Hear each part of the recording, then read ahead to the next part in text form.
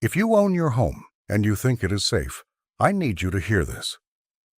There is a government program that can put a claim on your house after you die. Take what is left of your savings while you are still alive. And most people do not find out until the letter arrives. By then, it is too late. This is not a scare tactic. It is a real program. It runs in every single state, and the people it hits hardest are the ones who did everything right. Paid off the house, saved a little, never asked anyone for anything. So I'll walk you through exactly how it works, and more important, the legal ways to protect your home and your savings in plain English. First, the one thing that confuses everyone, and you have to get this straight. This is Medicaid, not Medicare. They sound almost the same and people mix them up constantly, but they could not be more different here. Medicare is the health insurance you earned. It pays your doctor, your hospital. But Medicare does not pay for long-term nursing home care. It stops after about 100 days. Medicaid is the one that pays for the nursing home, and Medicaid is the one that comes back for your house. Keep that difference in your head, because everything that follows depends on it. Now, the trap. Nursing home care now runs around $9,000 a month on average, and in the priciest states and cities it can run $13,000 to $17,000 a month. Almost nobody can pay that for long. So people turn to Medicaid. But to qualify for Medicaid, in most states, you are allowed to have just $2,000 to your name. Not $20,000, $2,000. Everything above that they expect you to spend down first. And then, after you pass away, there is a program called the Medicaid Estate Recovery Program. Every state has had to run one since 1993. Its job is to come back and recover what Medicaid paid for your care from your estate. And the biggest thing in most people's estate, the thing they spent a lifetime paying off, is the house. So that is the setup. They make you spend down to $2,000 to qualify, then they come back for your home once you're gone. So how do you legally protect both? Stay with me because the last step can still help you even if the letter has already arrived. If this is the kind of money rule nobody bothers to explain to seniors, that is exactly what this channel is for. Subscribe and tap the bell, and I will keep them coming. Start with the house, because that is what people worry about most. The first thing you need to know is the rule that trips up almost everyone. A regular living trust, the kind most people set up to avoid probate, does not protect your home from Medicaid.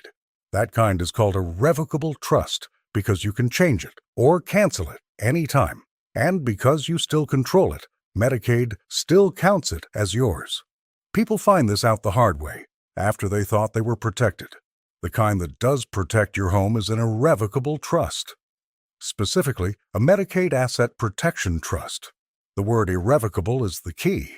It means you give up control. You cannot just take the house back out whenever you want. And because you have truly let go of it, Medicaid no longer counts it as yours. But there is a catch, and it is a big one. The 5-year look-back. When you apply for Medicaid, they look back 5 years at everything you transferred. If you moved your house into that trust less than 5 years before you applied, it does not protect you yet, which is exactly why you do this early, while you are healthy, not in a crisis. The best time to set one up is years before you think you will ever need it. Now, there is a simpler tool that works in a handful of states. It is called a ladybird deed. The proper name is an enhanced life estate deed, and it works differently. You keep full control of your home while you are alive. You can sell it, mortgage it, or change your mind. But the moment you pass away, the house goes straight to your children, outside of probate, which puts it generally out of reach of estate recovery. No 5-year wait, and you keep control the whole time. The catch is that the ladybird deed only exists in a few states: Florida, Texas, Michigan, Vermont, and West Virginia. If you live in one of them, it is one of the simplest and strongest tools you have. If you do not, many more states offer a transfer on death deed that does much the same thing. There is one more, and for the right family it can protect the whole house: the caregiver child exemption. If one of your children moves in and cares for you at home for at least 2 years before you go into a nursing home, and that care is what kept you out of the home that long, you can transfer the house to that child with no penalty and no look-back problem. The law rewards a child who gave up their own life to care for a parent. If that is your family situation, it could protect the entire house. That covers the house. Now your savings, because there are 3 specific accounts that most financial advisors get completely wrong. I want to be straight with you here because some videos oversell this. These accounts are powerful, but they depend on your state, and they are not magic. Used correctly, though, they can protect money you were told you had to throw away. The first one is an irrevocable funeral trust. The idea is simple. You are going to have a funeral one day, and it is going to cost money, usually $8,000 or more. So instead of leaving that money in a savings account where Medicaid counts it against you, you pay for your funeral in advance through an irrevocable contract with a funeral home.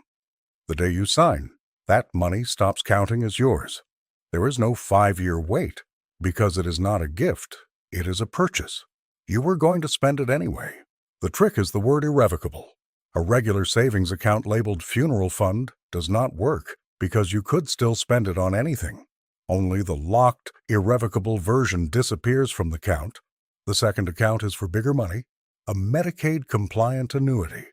If you are not a few thousand over the limit, but 50 or 100,000 over, a funeral trust will not help.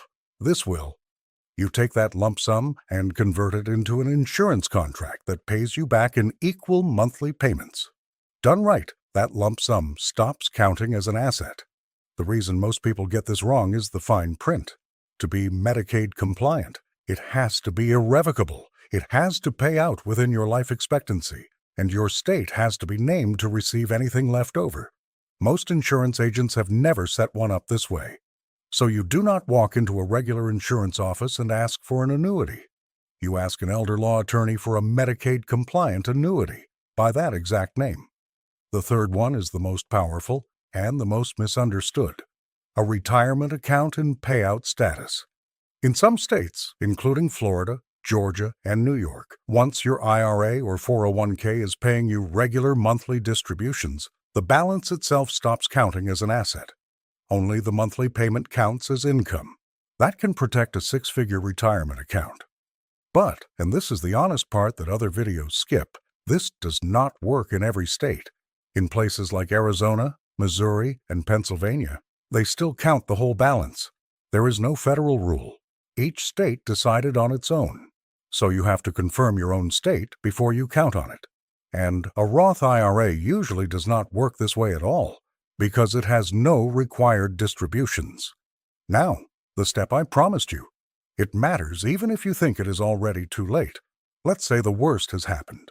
A loved one has passed, and a letter has arrived from the state demanding repayment from the estate. Most families panic and assume they have to pay. They do not always have to. Every state is required to offer something called an undue hardship waiver. If recovering the home would force an heir who lives there out onto the street, or take away a family's only source of income, or if the estate is small, you can apply to reduce, or even erase, that claim. Most families never know to ask. The state will not volunteer it, but it exists in every state by law. So if that letter ever comes, before you pay a cent, ask about the undue hardship waiver. Let me leave you with the most important thing because I do not want you walking away from this scared. You are not powerless here. The families who keep their homes are simply the ones who learned the rules early and acted while they still could. An irrevocable trust set up in time. A ladybird deed, if you are in the right state. A child who cared for you, protected. Savings restructured the legal way instead of thrown away. And if the worst happens, a hardship waiver you now know to ask for. One thing I have to say, because this stuff is serious. Every state is different, and the details matter enormously. So use this as your map, but sit down with an elder law attorney in your own state before you make a move.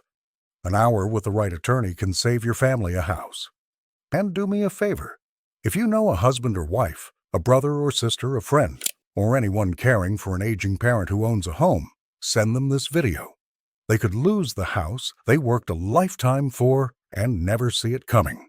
One share could save someone you care about a fortune. Before you go, if you want to make sure the IRS never flags your accounts, I broke down 7 bank moves that put seniors on their radar and how to avoid them. It's the video on your screen. Go watch it next. Take care of yourselves and take care of what you worked so hard to build. I'll see you in the next one.